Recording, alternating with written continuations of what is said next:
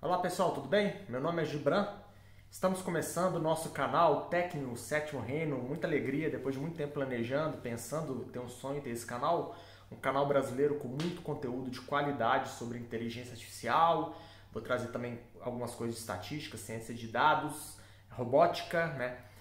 As coisas estão se unindo, né, cada vez mais, então não tem como a gente enxergar tecnicamente essas áreas de forma separada. E nada melhor do que começar esse canal com um conteúdo, um texto, né, um gênio aí da matemática, da ciência da computação. Há 70 anos atrás, o Alan Turing, ele publicou um texto muito bacana sobre os primórdios aí, sobre filosofou alguns pensamentos aí sobre a forma de pensar das máquinas, né, o que eles imaginavam naquela época. E a gente vai discutir esse artigo aqui, tá? É o artigo dele de 1950 na revista Mind, e o nome do artigo é Computer Machinery and Intelligence, do Alan Turing, 1930. Então, máquinas de cálculo e inteligência. Olha que interessante, né? Naquela época o Turing, para quem já viu o filme, a gente não vai discutir nada sobre o filme aqui, o objetivo aqui é falar especificamente deste artigo, e já dá pra gente ver naquela época o quanto que o Turing era visionário, né? Ele pensou, ele fez um questionamento nesse artigo. O artigo são mais ou menos 30 páginas. Vou colocar o link aí embaixo para vocês, se vocês quiserem ler depois, o artigo original. O Turing ele faz o questionamento no início do artigo, que é: as máquinas podem pensar, né? Olha que interessante, esse questionamento ele é bastante complexo. É difícil responder essa pergunta, porque era uma pergunta muito subjetiva, né? Primeiro que a gente precisava definir o que significa pensar, né? Vocês vão notar que existe um misto de filosofia aí com lógica, com matemática, e muito difícil você definir o que é pensar. E também difícil definir o que são máquinas. Ainda mais naquela época, máquina tinha um significado diferente talvez do que hoje, né? Quando a gente pensa em máquina hoje, a gente pode pensar em algo físico bem diferente do que era pensado naquela época. E isso pode atrapalhar na hora dessa definição. O Turing, então, o que ele pensou? Ele pensou em criar uma nova linha de raciocínio que pudesse representar este mesmo problema, que é determinar se as máquinas podem pensar. Então ele formulou um novo problema, que ele chamou esse problema de jogo da imitação. Apesar do filme dele ter esse nome, aqui a gente vai estar falando de outra coisa. A gente não está falando do que ele fala no filme lá, de quebra de criptografia, da Enigma e da máquina que ele criou, não. Tá? Aqui a gente está falando da formulação dele para tentar responder aquele problema inicial, se as máquinas podem pensar. Como que é esse jogo da imitação que ele criou? Olha que interessante, ele criou um jogo ali composto por 3 pessoas. Então, são 2 salas separadas fisicamente. Imagina que numa sala aqui fica uma pessoa que ela vai ser responsável por interrogar, tá? Fazer interrogar quem está na outra sala, que é um homem e uma mulher. Então, 2 pessoas numa sala, uma mulher, e aqui um interrogador, tá? Essa sala ela fica hermeticamente isolada, acusticamente isolada, para ninguém escutar a voz do outro. Qual que é o objetivo? O interrogador ele tem o objetivo de fazer perguntas para as pessoas, para as 2 pessoas que estão na outra sala, e descobrir qual daquela pessoa é homem e qual é mulher. As perguntas elas são digitadas ou repetidas por um intermediário, para não ter problema de interferência da voz, né? Identificar a voz feminina e masculina. Então, nessa sala que tem 2 pessoas, vai ter a pessoa A e B. Elas vão definir lá na hora quem que vai ser o A e B. A função da pessoa A, que a partir de agora a gente vai chamar de jogador A, é confundir o interrogador, tá? E o papel do jogador B é ajudar o interrogador. O jogo finaliza, a partir de agora a gente vai chamar isso de jogo. O jogo vai finalizar quando o interrogador descobrir qual dos 2 é homem e qual dos 2 é a mulher. Ou seja, se o jogador A é homem ou mulher e se o jogador B é homem ou mulher. Agora, note a genialidade do Turing, né? Ele imaginou isso por quê? Ele pensou assim: e se a gente pegar o jogador A e trocá-lo por uma máquina? Tá? Lembrando que o jogador A a função dele é confundir o interrogador, tá? Então se a gente pega o jogador A, troca ele por uma máquina, provavelmente, a gente vai falar mais pra frente, essa máquina vai ser um computador, e o objetivo desse jogador A é confundir um interrogador. Aí a pergunta que o Turing fez é a seguinte: será que essa máquina na posição do jogador A, ela fará com que o interrogador erre na mesma frequência do que com o humano? Ou seja, estatisticamente, né, se a gente repetir esse jogo várias vezes, será que estatisticamente esta máquina, estando no papel de jogador A, vai confundir o interrogador da mesma forma, com a mesma probabilidade que antes tinha um humano nesse lugar? Então essa é uma abordagem mais precisa da questão das máquinas que podem pensar, e o Turing chamou de jogo da imitação. Nota-se também a genialidade, né, do Turing, né? Como que ele conseguiu, isso faz parte muito quando a gente está resolvendo problemas, tá? Ele está unindo filosofia com... Está unindo a teoria do pensamento, né, filosófica, com a parte de matemática, de ciência da computação. Ele conseguiu fazer com que uma pergunta complexa ela pudesse ser palpável, né, e você pudesse medir, transformando ela para outro domínio. Porém, é interessante notar também, que vocês já devem ter percebido, que talvez será que esse conceito de pensar está bem representado nesse experimento que ele criou? Porque ele alterou tanto o experimento que pode ser que esse conceito de pensar não esteja tão coberto. Isso pode prejudicar o seu experimento, tá? Mas foi a solução que ele encontrou naquele momento. Então o artigo ele começa a discutir sobre isso. Então vamos avançar um pouquinho. Uma crítica, né? Surgiram algumas críticas, na verdade, ele mesmo como pesquisador e como cientista, ele coloca algumas possíveis críticas, né? E uma delas, né, surgiu outro problema, né? Qual seria a resposta ideal para essa nova pergunta? Né? Essa é um questionamento que ele fez. Tá, ele criou um jogo da imitação para entender como que as máquinas poderiam pensar, ver se ele encontrava essa resposta. Só que qual seria a resposta ideal para essa nova modelagem de problema? E a outra, né? Será que essa pergunta vale ser investigada? Será que esse jogo de imitação, as máquinas podem pensar, será que vale a pena a gente investigar isso? Então, como essa nova formulação que o Turing fez, né, desenvolveu, a gente tem a vantagem de abstrair as condições físicas da inteligência, abstrair para condições físicas da inteligência, ou seja, a máquina não precisava ser um ser inteligente, né? Não precisava ter um corpo, não precisava ter olhos, não precisava ter boca. Ele conseguiu abstrair, tirar isso da forma de medir inteligência.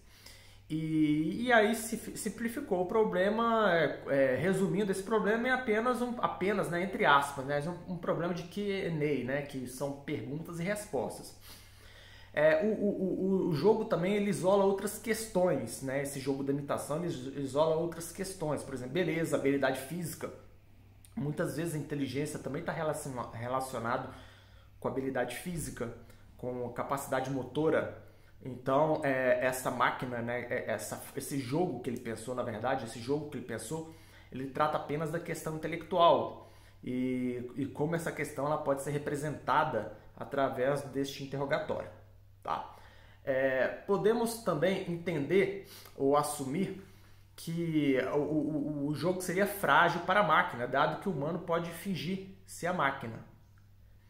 Errando e tentando imitar. Então, a máquina vai ser o interrogador A, né, que é o que tenta confundir. Né? Na verdade, a máquina vai ser o jogador A, que tenta confundir o interrogador. O objetivo do interrogador é saber quem que é a máquina e quem que é o homem, né? E se ele acertar, na verdade, se ele achar se ele confundir, se a gente conseguir fazer com que ele adivinhe da mesma forma que o outro jeito, que existia uma pessoa aqui no lugar, seria validada essa hipótese dele. Só que eles assumem que isso pode fazer com que o jogador B ele tente imitar a máquina, fingir ser a máquina, e aí dessa forma o Turing ele começa a facilita muito a vida dele. Mas pensa o seguinte, por outro lado, a máquina também ela teria que imitar o homem, tentar imitar o homem. Por quê? O objetivo do jogador A, que é a máquina, é tentar confundir o interrogador. Para ele confundir o interrogador, ele tem que fazer com que o interrogador pense que ele é o jogador B. E o jogador B é um homem, é um ser humano, na verdade, né? Pode ser homem ou mulher. Ou seja, a máquina está tentando reproduzir um comportamento de um humano para que confunda o interrogador. Dessa forma, poderia estar pensando, né, no sentido aqui do jogo, que ele está tentando descobrir, pensando como humano. Olha que interessante, né? Como que o fato da máquina substituir o jogador que tem o objetivo de confundir o interrogador permite com que essa máquina tenha a função de imitar o humano que está na posição B. Isso é muito interessante, essa genialidade do Turing. Para quem não sabe, o Turing foi um dos responsáveis aí pela todo o desenvolvimento, né, da inteligência artificial, porque ele que levantou vários questionamentos interessantes, desenvolveu algumas máquinas, alguns computadores também. Então ele ajudou muito no desenvolvimento da ciência da computação e da inteligência artificial. Por isso é muito importante conhecer este artigo. Tá? Então, vamos lá.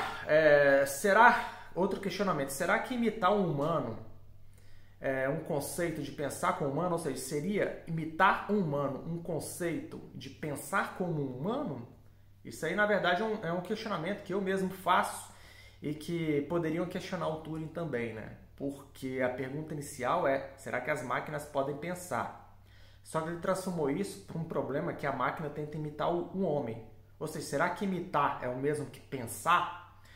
É muito importante a gente analisar isso, porque hoje a gente, no nosso dia a dia, a gente convive, estamos em 2020, a gente convive com alguns assistentes de voz, alguns robôs que interagem com humanos, e por enquanto esse robô ainda não está pensando, ele só está imitando algumas condições humanas. Então, desde lá de 1950, ou seja, 70 anos atrás, essas questões filosóficas elas já eram levantadas e já eram feitos testes para a gente ver o quanto que a inteligência ela é antiga, né? E não começou na época de Turing, não. Isso aí começa um pouco mais atrás. A gente vai ter oportunidades lá na frente de falar em outros vídeos, tocar no assunto, tá?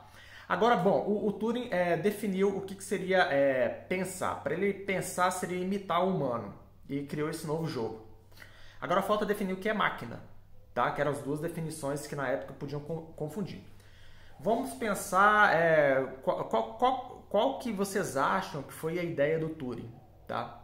Bom, o Turing ele optou por computadores digitais. Quando a gente fala computador digital, a gente está falando de computadores eletrônicos, tá? Interessante é que apesar de existir computadores digitais na época, a gente está falando de 1950, essa pergunta, inclusive o considerado primeiro computador digital foi o ENIAC, que é um pouquinho antes desse artigo que ele publicou, alguns poucos anos antes. Então já existia um computador digital. Só a pergunta era um pouco mais ampla do que usar os computadores digitais da época, tá? Quando ele falou que seria um computador digital, ele estava pensando um pouco mais além. Ele estava tentando responder a seguinte pergunta: seria possível imaginar algum computador que confundisse o interrogador? Ou seja, ele estava pensando nos computadores que existem naquela época e dos que seriam criados também. Essa é outra questão muito importante, né? O Turing ele pensou na generalização, não utilizar aquela máquina na época, porque a máquina tinha algumas limitações. Ele pensou, no futuro, a gente sabe que a gente vai ter computadores muito mais evoluídos. E será que esses computadores evoluídos eles seriam capazes de confundir o interrogador? Pensando nisso, isso aí é uma opinião, talvez esse tenha sido um dos primeiros viés a se manter a estrutura de um computador digital. Porque existiam outras técnicas de computação na época, técnicas analógicas, algumas outras técnicas também alternativas, mecânicas que existia na época. E o Turing pensou como computador digital. Então, para ele, para essa imitação, teria que ser um computador digital. A gente vai falar um pouco mais disso para frente. Ele poderia ter ampliado um pouco mais essa visão, mas no caso ele não ampliou. Também, atualmente, a gente ouve muito falar de computação quântica, também que ela não foi inclusa nessa visão do Turing. Tá? Para isso, o Turing, definindo, né, a máquina, ele faz uma definição do que é computador digital, que ele divide em 3 partes. Vamos pensar aqui com a cabeça da época, tá? Então, para ele fazer essa definição, se ele fala no artigo dele, imagina, muitos leitores do artigo, pouquíssimas pessoas tinham acesso a esses computadores, eram muito caros, não existia computador em casa, você tinha que ir num local, eram prédios, eram galpões, e eram poucos computadores. Então, pouquíssimas pessoas tinham acesso a esses computadores, não sabiam nem o que era. Não tinha acesso nem a calculadora, olhe lá o computador, né? Então o Turing ele faz uma definição comparando com o humano e com o papel. Com o humano, para ele pensar, para ele raciocinar, ele pega um caderno e faz seus cálculos, suas contas no caderno, então ele faz essa analogia. Então ele divide o computador em 3 partes. A primeira parte, computador digital. Em armazenamento. Aí para fazer essa comparação, ele chama a comparação, a analogia com o computador humano, que seria um ser humano. O armazenamento, então, desse computador digital é como se fosse o papel do computador humano, né? Onde o humano faz as contas, onde as regras e os livros dos livros são impressas. E à medida que o humano vai anotando, vai fazendo os cálculos no caderno, aquilo fica salvo e armazenado, que é para que ele consiga fazer suas contas. Espera aí que meu microfone caiu aqui. Então, não tem editor não, gente. Por enquanto vai ser assim, sem editor. Depois ele vai melhorar. Bom, aqui, ok. Então, esse armazenamento corresponderá à memória. Depois tem a unidade de execução. A unidade de execução é onde cada operação individual que é envolvida no cálculo é executada de acordo com o livro de regras. Essas operações variam de máquina para máquina. Lembre-se que na época a visão de computador eram computadores que faziam pouquíssimas operações, né? E essas operações são baseadas, usavam computadores imensos para fazer operações pequenas. E a parte de controle, que ela existe para quê? Para garantir que as instruções elas sejam corretamente executadas e na ordem correta também, tá? Incluindo as condições de repetição, por exemplo, repetição, lógica, condicional, etc., que a gente utiliza hoje nos computadores modernos. Não precisa se preocupar, se vocês não são da área, não precisa se preocupar com isso não, tá? Lembrando que esse artigo é um artigo bem tranquilo de ler, não tem conta nenhuma, apesar do Turing ser um excelente matemático, trabalhar com uma área muito complexa, que é a área de criptografia. Esse artigo é um artigo texto, 100% texto, então independente da sua área, vale a pena ler. Está em inglês, quem tiver um pouco de dificuldade com inglês, a gente acha alguns resumos, inclusive no Google dá para traduzir, é bem tranquilo. Tá? Outra coisa interessante que o Turing colocou é a variante, né? A variante que é transformar, na verdade não é transformar, imagina um computador digital com elementos aleatórios. Olha só, pessoal, quem já está um pouco mais avançado aí no conceito aí estatístico aí de machine learning, né? Inteligência artificial, a gente trabalha muito com estatística, com probabilidade. E isso é muito interessante. Lá na época ele já pensou nessa variante, existia, claro, algumas pesquisas na área, mas para definir inteligência, ele pensou nesse computador como um computador também com uma variante com alguns elementos aleatórios. Ou seja, digamos que você quer que o computador jogue o dado. Então, jogue o dado, essa é uma variante aleatória. Jogue um dado e armazena o resultado na posição 1000 da memória. Ou seja, jogue um dado e anote o resultado na página 10, em vez de anotar na primeira página. E joga de novo o dado, em vez de anotar na segunda página, anota na página 127, por exemplo.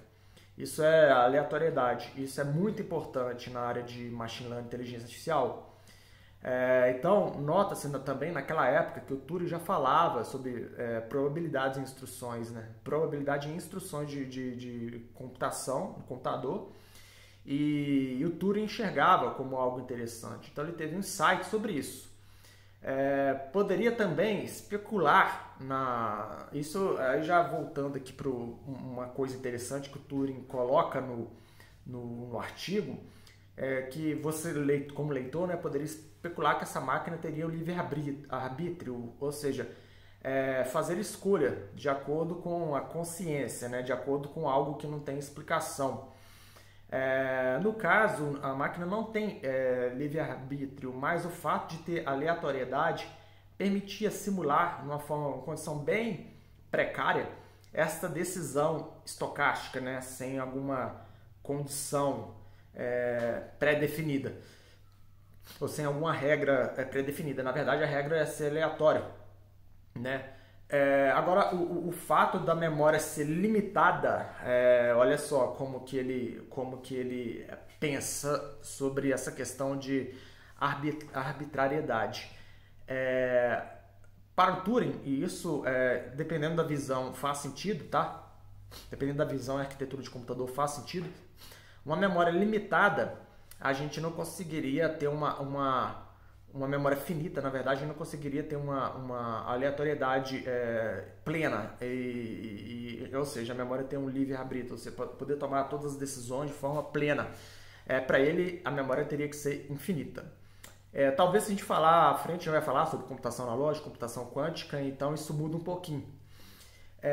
Teoricamente, a gente poderia pensar na memória ilimitada, na prática, acrescentando quanto a memória quanto se queira. Ou seja, à medida que os computadores forem evoluindo, na época, né, e estavam evoluindo, cada vez que tivesse mais memória disponível e fosse possível adicionar memória, você aumentava a arbitrariedade desse computador e ele começava a ter essa decisão com um maior poder de decisão independente, sem nenhuma regra.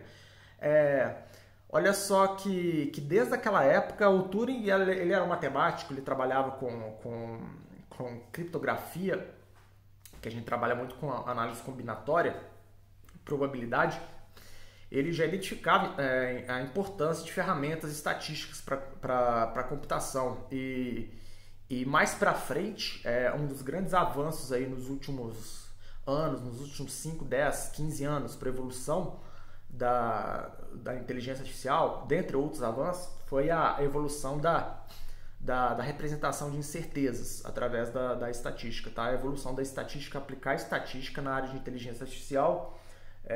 A gente começa a incluir incertezas e a gente consegue representar numericamente essas incertezas. Isso ajudou um grande avanço na inteligência artificial, e essa variante que o Turing criou desse computador faz sentido sim, e ainda faz atualmente. E a ideia, o fato de ter usado o computador digital não é uma ideia nova. O computador digital é uma ideia já antiga. Para vocês pensarem, olha, a gente está vamos considerar em 2020, quase 200 anos atrás, que 1828, 1839, o Charles Babbage era professor de matemática em Cambridge. Ele planejou uma máquina chamada motor analítico, né? Analytical Engine. Porém, ele nunca finalizou essa máquina. Até algumas pessoas recentemente tentaram projetar essa máquina, desenharam, projetaram e executaram essa máquina, mas ele não projetou. Mas era um artefato mecânico, inteiramente mecânico, que prometia na época ser mais rápido do que um computador humano, ou seja, do que um cérebro humano, né, que ele chamava de computador humano. Porém, na época do Turing, ainda, ele prometia que fosse, mas na verdade, como ele nunca montou, ele nunca conseguiu, ele não chegou a descobrir que a invenção dele ainda estava longe de ser tão potente quanto um computador humano, um cérebro humano. E na época do Turing, na época do Turing, esta máquina, se fosse produzida na época dele, ela ainda seria 100 vezes mais lenta que a máquina mais lenta no ano de 1950, que era o computador Manchester, que também é um computador que foi criado na guerra. Se eu não me engano, o Turing contribuiu também com esse computador. Isso eu tenho as minhas dúvidas. Se vocês souberem alguma coisa, coloquem nos comentários aí, tá bom, pessoal? E interessante também que essa máquina idealizada por Babbage, né, Charles Babbage, em 1829, ela usava armazenamento com rodas e cartões. Era algo bem arcaico, mas assim, foi uma visão, né? Que essa visão contribuiu para a evolução da tecnologia. E buscava-se algo parecido, tá? Contribuiu tanto que em 1950 buscava-se algo parecido com os computadores do século anterior. Apesar desses computadores serem elétricos, né? De 1950 já serem elétricos os computadores. Como curiosidade, esses computadores elétricos e digitais foram graças a um desenvolvimento dos Estados Unidos também para a guerra. Foi uma aplicação matemática chamada transformada de Laplace. A transformada de Laplace, quando você vai calcular a trajetória de mísseis, de bombas, de avião, dinâmicas, né? Tudo isso era usado para a guerra. Você usa equações diferenciais e integrais. E era isso que usava na época, eram vários matemáticos usando isso, a Rússia fazia isso e os Estados Unidos também. Só que os Estados Unidos eles aprimoraram e aplicaram a transformada de Laplace nessas equações diferenciais e nessas integrais e derivadas. Se você não entende, não sabe o que é integral, derivada, não preocupa não, a gente vai ter oportunidade de falar isso em outros vídeos, mas o importante é que serve para isso, calcular a trajetória de mísseis, calcular balísticas, dinâmica e etc. Né? Variações, fenômenos naturais também, porque isso tem a ver com inércia, com as leis de Newton, com a teoria da gravitação, teoria de aerodinâmica. E os Estados Unidos, eles utilizando a transformada de Laplace, que é uma transformada matemática, eles conseguiam transformar integral em soma, derivada em subtração. Cara, e isso aí revolucionou totalmente a tecnologia pro lado americano e o fato de usar soma e subtração e multiplicação, algumas regras também você usa multiplicação, você conseguiu aplicar isso nos computadores digitais. São as operações básicas, né? Operações primordiais dos computadores digitais, são oriundas das portas lógicas.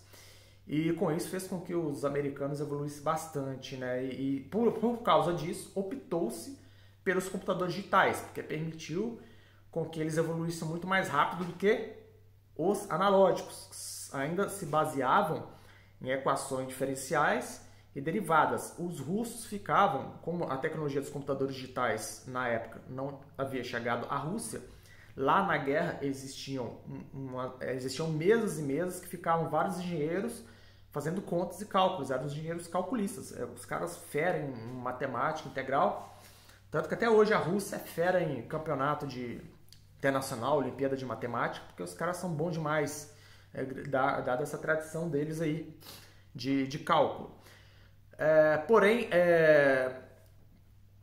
Então, esse foi um dos motivos que surgiram os computadores digitais. A gente vai falar em outros vídeos sobre computador analógico, sobre algumas vantagens que atualmente seriam interessantes se a gente utilizasse computador analógico com inteligência artificial. Voltando aqui no Alan Turing, é interessante que já existiam muitas outras questões a serem resolvidas antes mesmo de se imaginar máquinas que pensam. Então, enquanto Turing estava pensando em descobrir se as máquinas podem pensar, os computadores eles ainda faziam operações básicas. Para vocês terem uma ideia, eles não conseguiam fazer nem o que a eletrônica de um controle remoto do seu portão eletrônico é capaz de fazer hoje, o maior computador do mundo na época. Tinha menos memória do que esse controle do seu portão eletrônico, para vocês verem como que era na época. E então, ou seja, Turing ele estava além do tempo, né? Ele pensava além do tempo.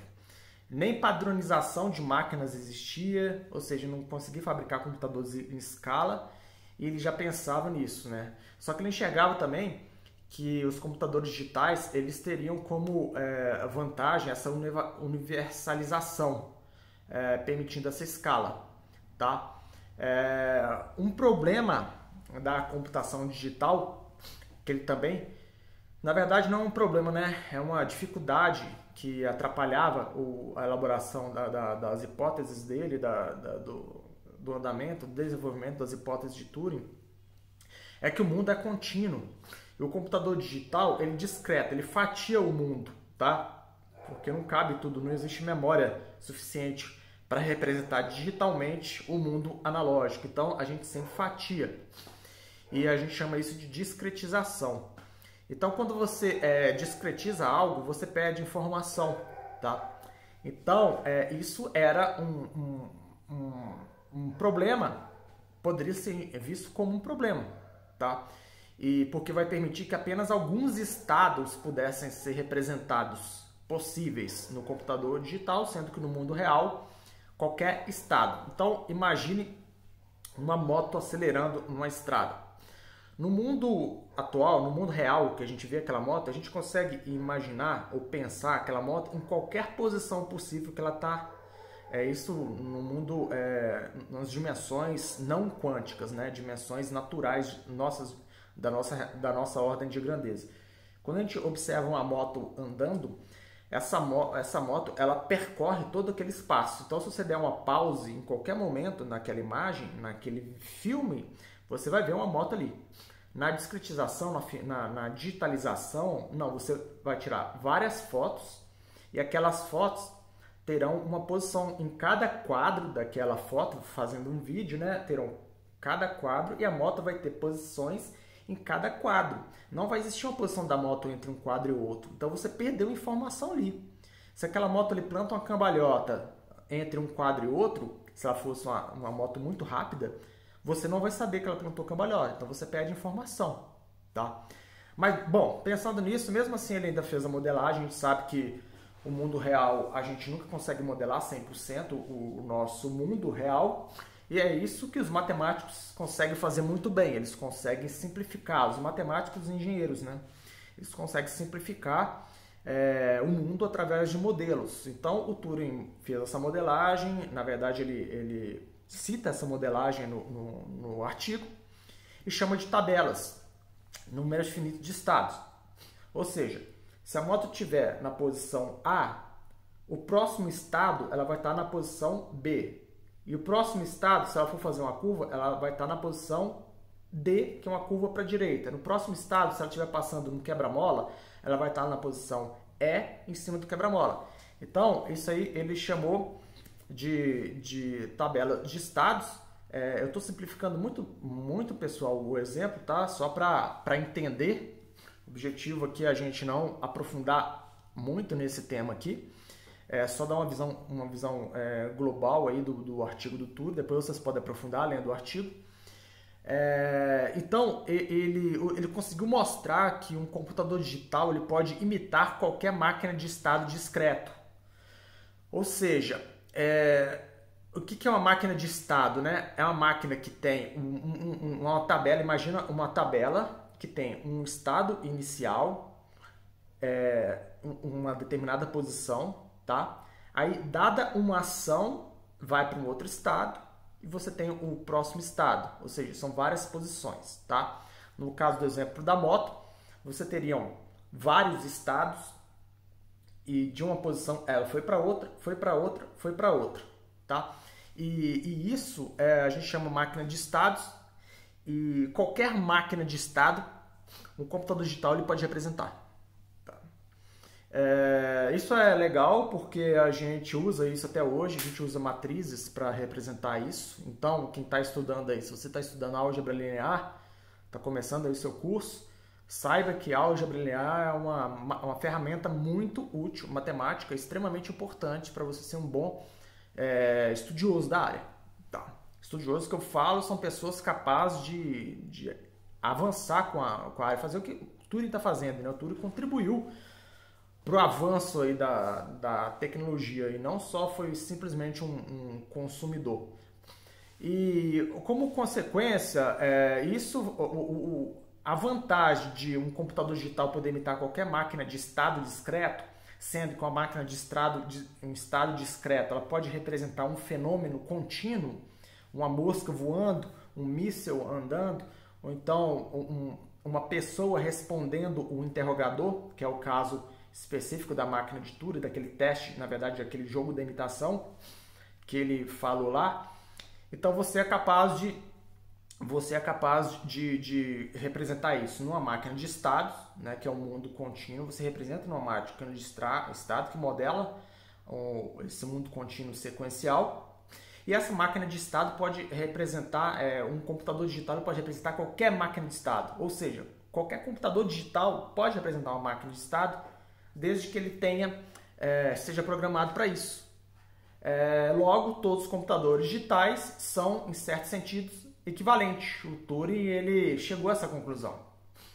Então, no jogo da imitação, o jogador A pode ser um computador programado com software A, e o jogador B, em vez de ser um outro humano, ele pode ser um computador B, programado com software B.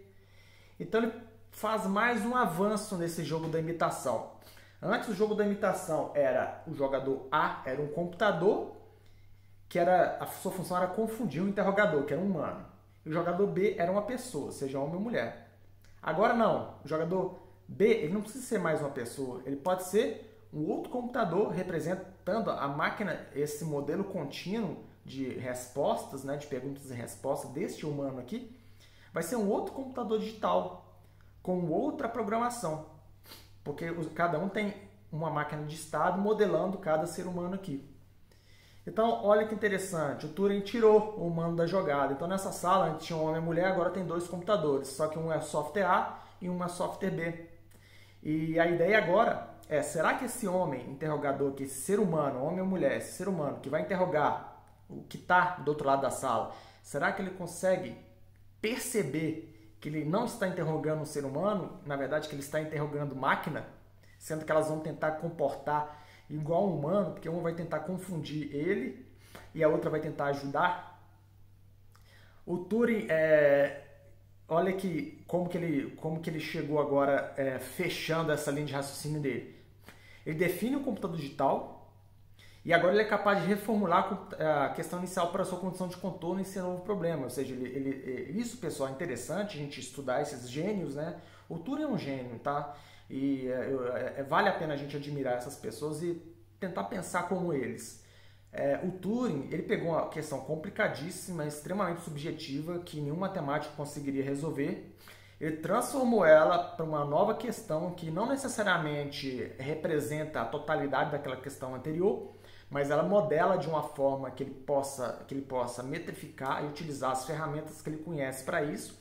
E a partir daquele jogo, que é o jogo da imitação, e a partir desse jogo da imitação ele foi refinando até permitir com que chegasse a uma determinada conclusão, que considerando, desde que a imitação tem alguma correlação com o ato de pensar, se um computador consegue enganar um ser humano porque ele está tentando imitar um ser humano, pode ser que ele consiga pensar desde que isso esteja correlacionado. Então, essa discussão ela não finaliza aí na era Turing, não. Essa discussão ela até hoje discutida.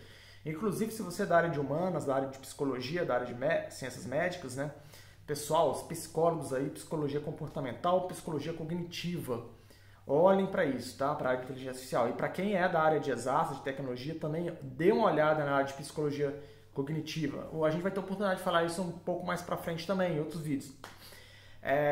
Então, uma coisa muito bacana aqui, né? O Turing ele tem uma habilidade muito grande em resolver problemas complexos a partir de detalhamentos e novas definições. Foi isso que ele fez e isso que os grandes cientistas fazem. Então, com essa nova redefinição da pergunta inicial, se as máquinas podem pensar, após as definições do que é máquina, a pergunta ela pode ser melhor elaborada. Então já foi definido o que é pensamento, né? Já foi definido o que é máquina. A definição de pensamento foi para imitação, tá? Ele mudou para imitação. E a definição, a modelagem de pensamento para imitação é a modelagem de máquina para computador digital. E ele provou que esses computadores eles podem ser qualquer computador digital podem resolver modelos contínuos do mundo contínuo, desde que esses modelos sejam modelados por máquina de estados, porque são modelos sequenciais, são ações sequenciais, e essas máquinas de estados elas podem ser programadas, ou seja, você pode representar em cada computador uma máquina de estado que representa um determinado problema do mundo. No caso, o problema A era o ser humano A, o problema B, ser humano B, tá? Ele reformulou essa pergunta, né, que era uma questão inicial. Dada aquela formulação nova dele, qual que deveria ser a pergunta para ele tentar chegar à conclusão do experimento dele? Então, a questão, as máquinas podem pensar, ela virou: há computadores digitais que podem se sair bem em um jogo da imitação? Deixa eu arrumar esse microfone aqui, que ele tá que cai aqui. Sem edição, pessoal. Esse vídeo, tô lembrando do Pírola, né? Os vídeos dele tem muito tempo. Mas esse artigo, gente, é um artigo muito longo, vale a pena falar dele, que é um artigo que quem conhece, quem sabe da história, é capaz de avançar um pouco mais, né? Então a gente precisa de saber um pouco da história da inteligência artificial. A gente teremos vídeos só de história também da área de inteligência artificial. Então vamos lá. Há computadores digitais que podem se sair bem em um jogo da imitação? Essa é a pergunta. E ainda ele generalizou ainda um pouco mais essa pergunta. Existem máquinas de estado discreto que podem se sair bem no jogo da imitação? Né? Então, ou seja, essas máquinas de estado discreto que podem se sair bem no jogo da imitação, ou seja, não necessariamente esse computador é um computador digital.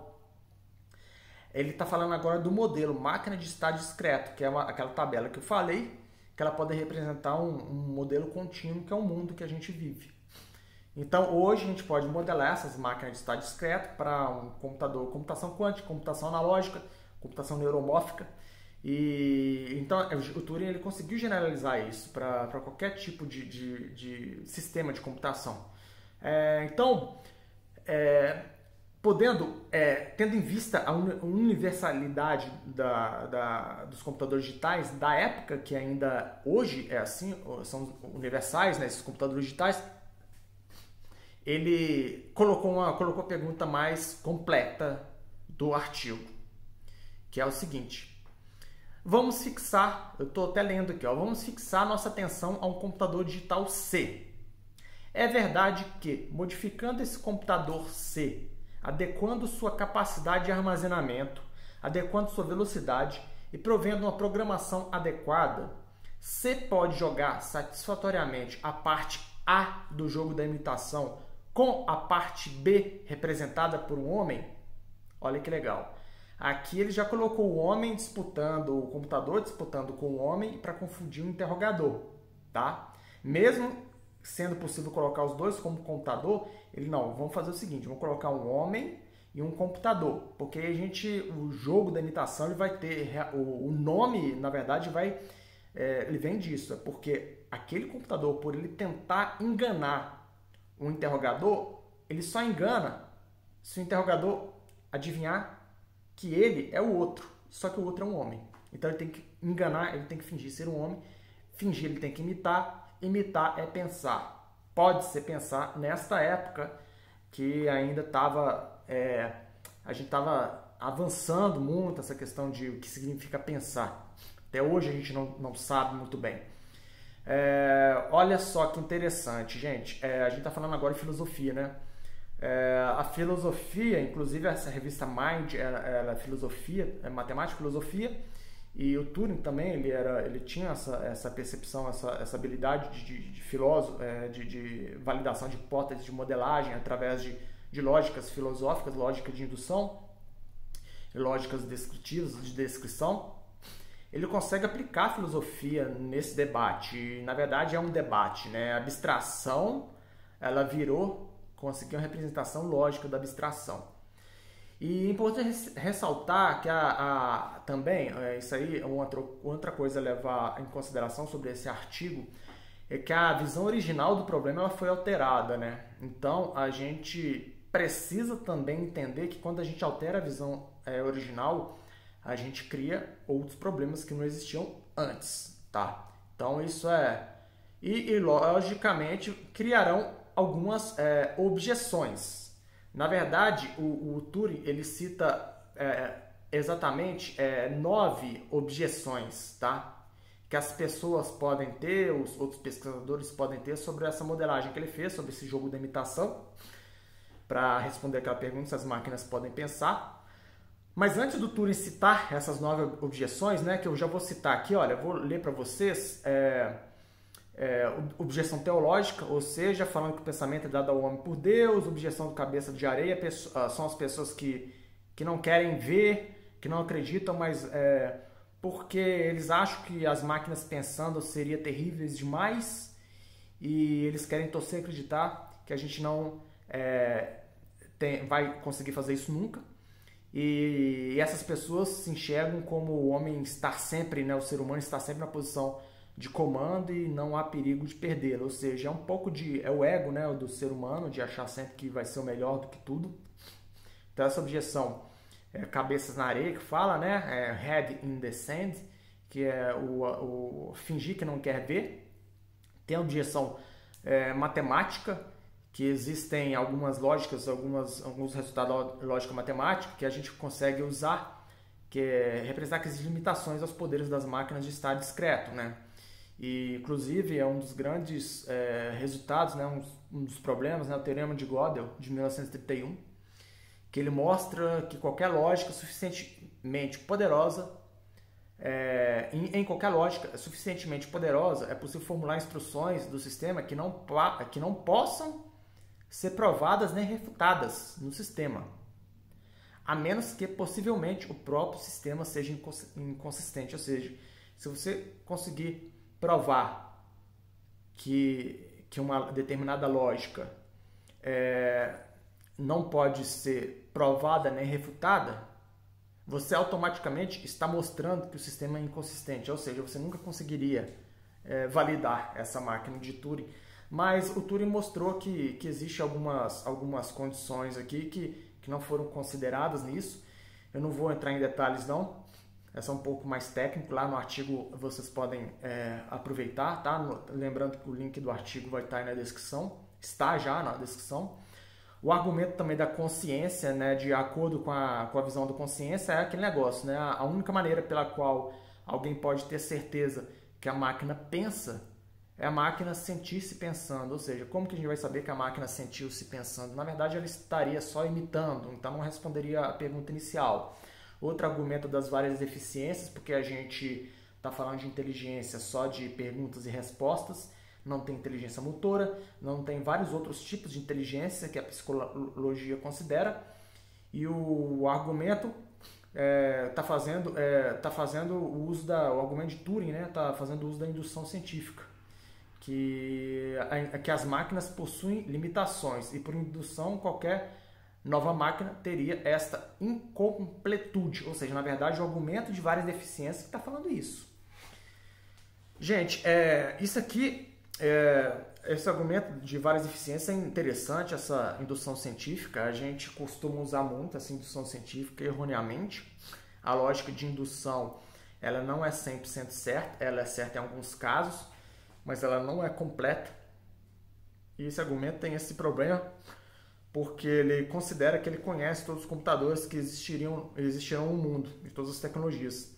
Esse argumento nunca levou em consideração que as máquinas que pudessem ser criadas no futuro, elas não teriam as limitações das máquinas da época, tá? Então, isso que está falando aqui. Outra objeção é a lei de Lovelace, que é essa objeção de uma história, né? Vem de essa lei dessa Lovelace.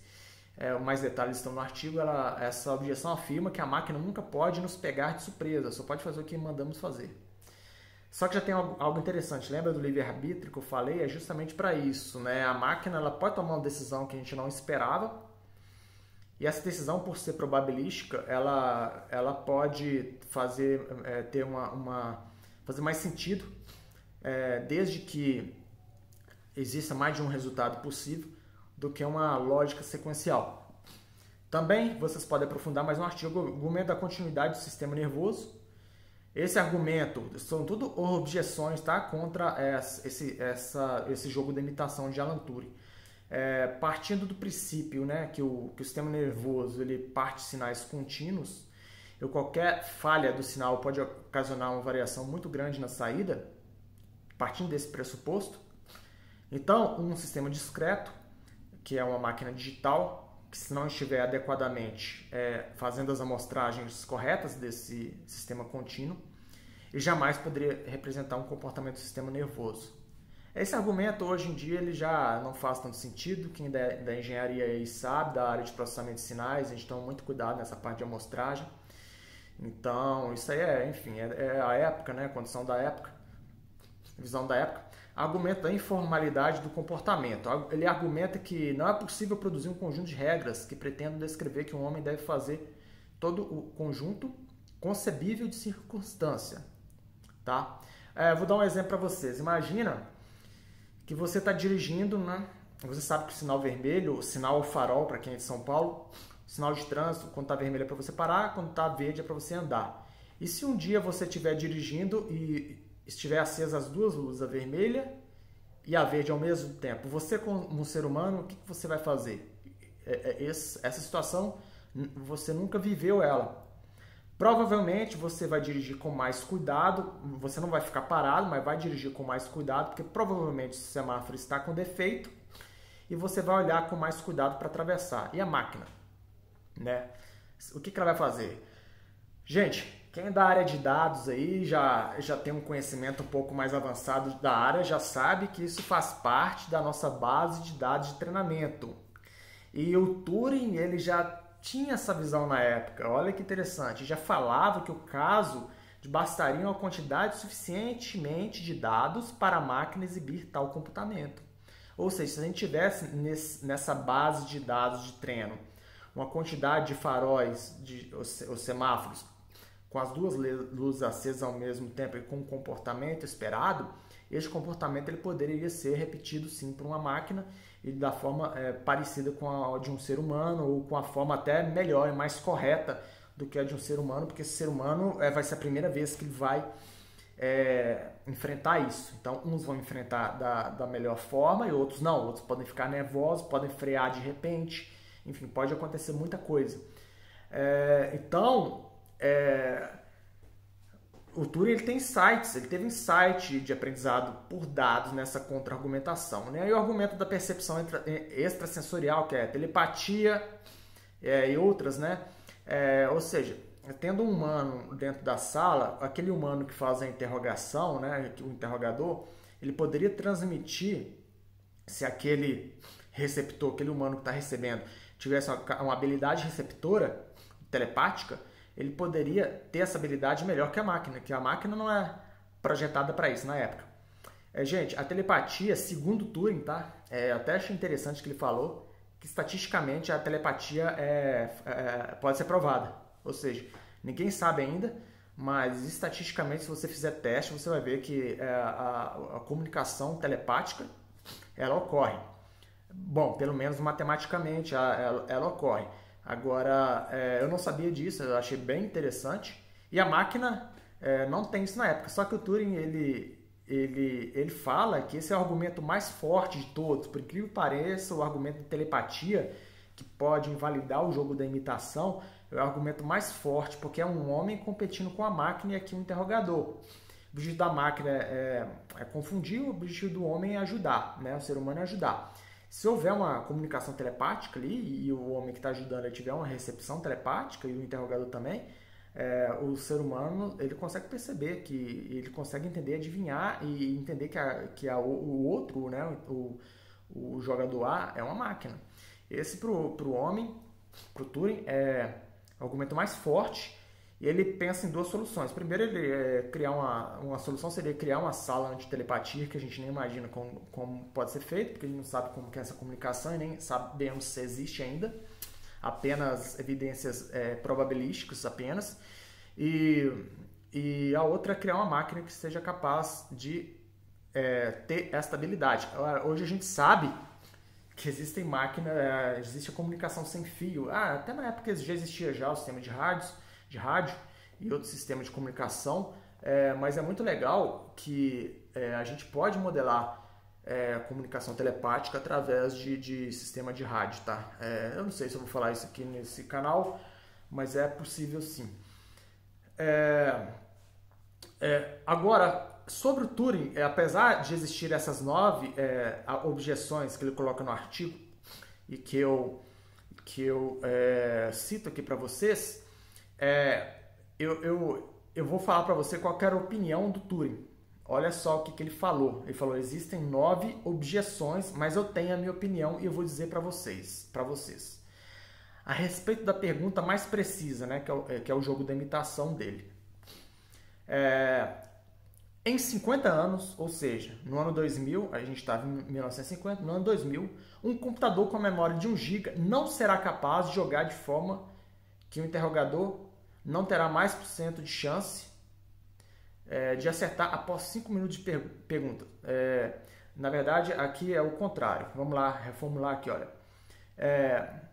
Em 50 anos, no ano 2000, um computador com a memória de 1 GB, ele será capaz de jogar de forma que o interrogador não terá mais do que 70% de chance de acertar após 5 minutos de perguntas. Ou seja, ele está falando que no ano 2000 a gente teria tecnologia suficiente para que o interrogador ele fosse enganado 30% das vezes, tá? 30% das vezes.